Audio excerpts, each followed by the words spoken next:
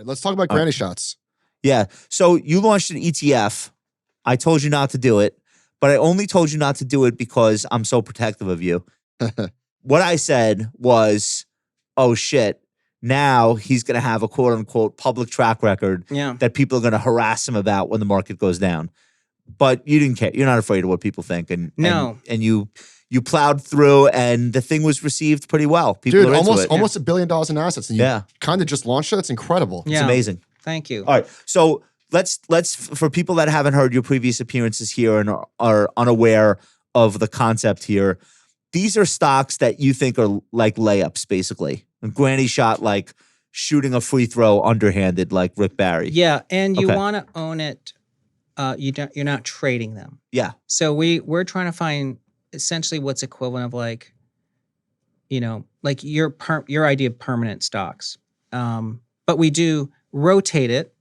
But the reason we sort of have this idea is we have themes that like span multiple decades. Cybersecurity, millennials, AI, Fed cycles. Okay, so your idea is that these are stocks that are enduring.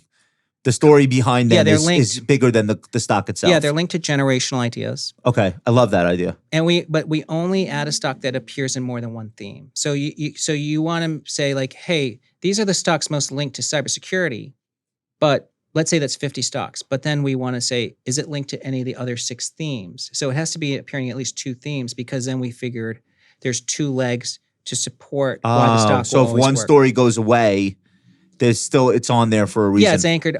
Yeah. Okay. Does that mean that you wouldn't own a stock like CrowdStrike, which is like purely in one theme? Well, CrowdStrike is actually a granny shot. AI and cybersecurity. Yes, that's right. Yeah. You're good, Josh. Yeah. All right, so I have a million questions. How many holdings? There's 35 stocks. Is that static? It will always be 35? It's not a predetermined number, but has always ended up averaging around 35. How close are you trying to get the initial position weighting to the other weightings? Are we trying to equal weight or not? Yes, it's quarterly rebalanced to equal weight. Okay. And it would have done better, as you would know, if we never rebalanced, because NVIDIA has been part of the granny shots list since 2019. But that's what you're telling people. I'm rebound.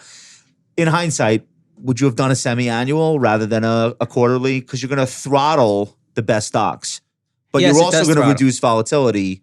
So it's kind of a double-edged sword by rebalancing that frequently. Yeah, and it ends up being under 100% annual turnover. Okay. So it's not like we're turning over the portfolio, and the ETF has the tax efficiency because no one's having to sit through capital gains through the rebalances. So that's advantageous. Okay. So it's all right. So it's 35 names right now. They're roughly equal weighted, and then during the course of the quarter, they're going to move around, of course. Yeah. So, like for example, your top 10 names: Progressive, Apple, Abbott, Garmin, S&P Global, Bank of New York Mellon, Costco, Palo Alto, Microsoft, Netflix. So you have Mag 7 names in here, which makes sense. They probably addressed 5 themes. Correct. How does Progressive Corporation become the largest current weighting in the index? Part of that is just performance since the rebalance for Insurance stocks are doing really well. Yeah. And Progressive is actually linked to a seasonal theme. So it is linked to the PMIs. The power of Christmas? The PMIs. So we look at like what is correlated to PMIs for this period. So that's like what we call a seasonal rotation. Okay. But Progressive is a millennial stock because, when you look at millennials will account for like 72% of all the growth in financial services spending. Wow.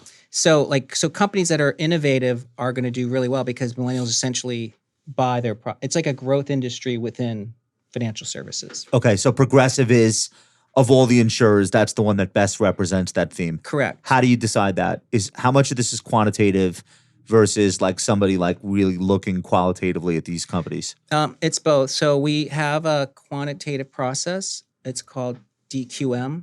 So it is actually it's the quantitative the Dairy Queen metrics. Sure. Yeah, of all the work I did at JP Morgan, we built a single quantitative model. And so that is what runs to improve the quality breakdown. And then we do have a technical view from Mark.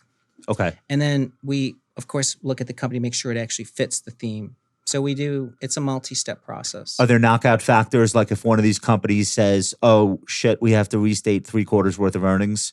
Yeah. Will you guys immediately get out of it so that there's like this quality? Yeah. So in theory, maintenance? Supermicro, Yeah. in the research version of the granny shots, it used to exist in it, and it was a very big performer. But then as soon as there was auditing and compliance, it couldn't qualify. So you guys will get people out of those names immediately if Well, there's yeah. some sort of factor that is just like, we can't be in this while Yeah. that gets sorted out. Now there was a drawdown with Supermicro. So, but it had already produced a lot of returns for the granny list. Okay. What kind of feedback are you getting from the investors there's probably a lot of people that don't buy your research, but they're fans of yours because of you appear and you make commentary.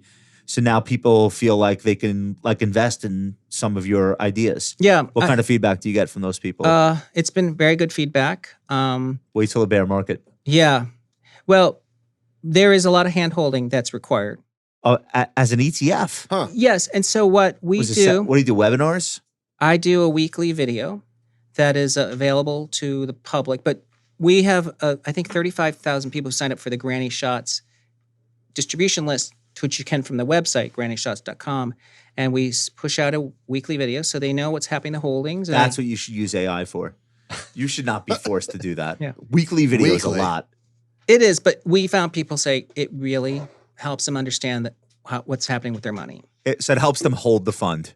Yeah. That's really critical thing. Yeah. So we're not hiding that there might be some, Palantir hit or NVIDIA hit, but then in their minds, they know that how to contextualize that, and it's not a mysterious.